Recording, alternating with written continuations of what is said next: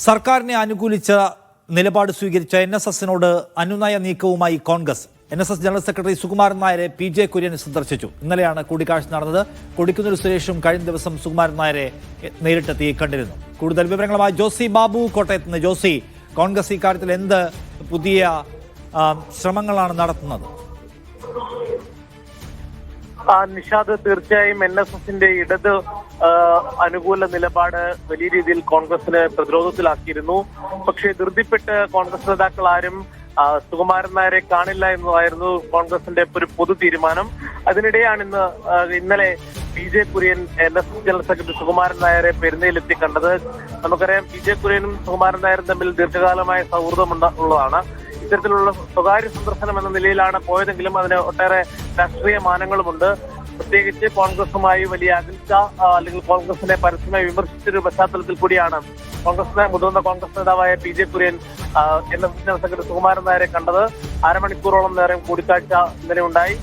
കഴിഞ്ഞ ദിവസം അതിനു മുമ്പ് മാവേലിക്കരം MP കൊടിക്കുന്നിൽ സുരേഷ് പെരുന്ന ഉൾപ്പെടെയുള്ള ഉൾപ്പെടുന്ന പ്രദേശത്തെ MP ആയ കൊടിക്കുന്നിൽ സുരേഷും പെരുന്നയിലെത്തി സുകുമാരൻ നായരെ കണ്ടിരുന്നു. എന്നാലും ഈ രാഷ്ട്രീയ വിഷയങ്ങളൊന്നും ഗൗരവതരത്തിൽ ചർച്ചയായിട്ടില്ല എന്നതാണ് നമുക്കിപ്പോൾ ലഭിക്കുന്ന വിവരം.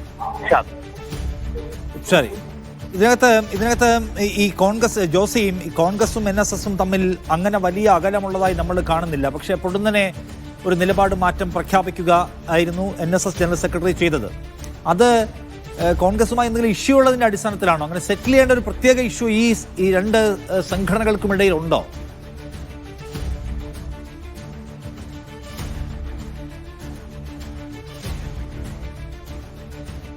ജോസി, കേൾക്കുന്നുണ്ടോ? NSS ജനറൽ സെക്രട്ടറി സുകുമാരൻ നായരുമായി കൂടിക്കാഴ്ച നടത്തുകയാണ് രണ്ട് പ്രധാനപ്പെട്ട കോൺഗ്രസ് നേതാക്കൾ. NSS LDFുമായി ഒരു അനുകൂല നയത്തിൽ അല്ലെങ്കിൽ ഒരു ചേർന്നു പോകൽ സമീപനം എടുക്കുന്നത് കാണുമ്പോഴാണ് കോൺഗ്രസ് അക്കാര്യത്തിൽ അവരുടെ സാധ്യതകളെ തേടുന്നത്. പക്ഷെ അതിൻ്റെ ഒരു വിജയസാധ്യത എന്തുമാത്രമാണ് എന്നത് പ്രത്യേകം ആലോചിക്കുകയും പരിശോധിക്കുകയും ചെയ്യേണ്ട സംഗതിയാണ്. കാരണം എന്തെങ്കിലും ഒരു പ്രത്യേക പ്രശ്നത്തിന്റെ പേരിലുള്ള തർക്കമാണോ ഇവർക്കിടയിലുള്ളത്? ഏതെങ്കിലും നേതാക്കളുടെ സമീപനവുമായി ബന്ധപ്പെട്ട പ്രശ്നമാണോ? അതോ അതിനപ്പുറം മറ്റ് ഘടകങ്ങളാണോ LDFനെ പിന്തുണയ്ക്കാനുള്ള കാരണമായി പ്രവർത്തിക്കുന്നത് എന്നത് പരിശോധിക്കേണ്ടതാണ്. അങ്ങനെയുള്ളപ്പോൾ മാത്രമാണ് ഈ അനുനയ നീക്കത്തിന്റെ സമവായത്തിന്റെ ഒരു പരിശ്രമങ്ങളുടെ വിജയസാധ്യത എന്തുമാത്രമാണ് നമുക്ക് കണക്ക് കൂട്ടാൻ കഴിയുകയുള്ളൂ.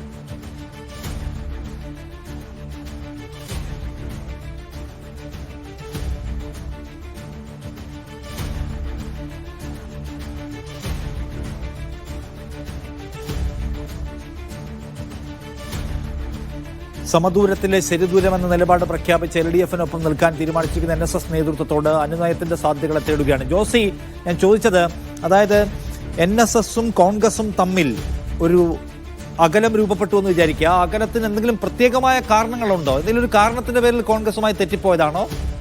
അതോ LDFനൊപ്പം ചേരാനുള്ള തീരുമാനത്തിന് പിന്നിൽ സവിശേഷമായ ഘടകങ്ങൾ വേറെയാണോ ഉള്ളത്?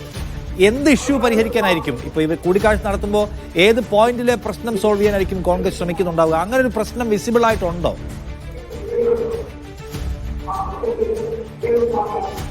അത്തരമൊരു പ്രശ്നം സുതാര്യമായി കാണാൻ കഴിയും. കാരണം എക്കാലവും UDFന്റെ വോട്ട് ബാങ്കായാണ് NSS കരുതപ്പെടുന്നത്. അല്ലെങ്കിൽ NSS ആ നിലപാട്, കോൺഗ്രസ് അനുകൂല നിലപാട് ആണ് എപ്പോഴും സ്വീകരിച്ചു പോന്നിരുന്നത്.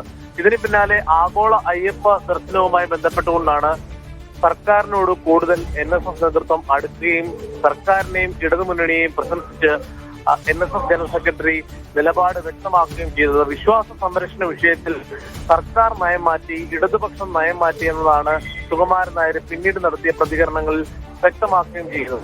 ഈ സാഹചര്യത്തിലാണ് കോൺഗ്രസ് ഏറെ ആശങ്കപ്പെട്ടത്. പ്രത്യേകിച്ച് പരമ്പരാഗതമായി കോൺഗ്രസിന് ലഭിക്കുന്ന ഒരു വോട്ട്, അതോടൊപ്പം തന്നെ തിരഞ്ഞെടുപ്പ്, തദ്ദേശ തെരഞ്ഞെടുപ്പും നിയമസഭാ തെരഞ്ഞെടുപ്പും പടിവാതിൽ എത്തി നിൽക്കുമ്പോൾ പ്രമുഖ സമുദായ സംഘടനയുടെ എതിർസ്വരം വലിയ രീതിയിൽ ആശങ്കപ്പെടുത്തിയിരുന്നു.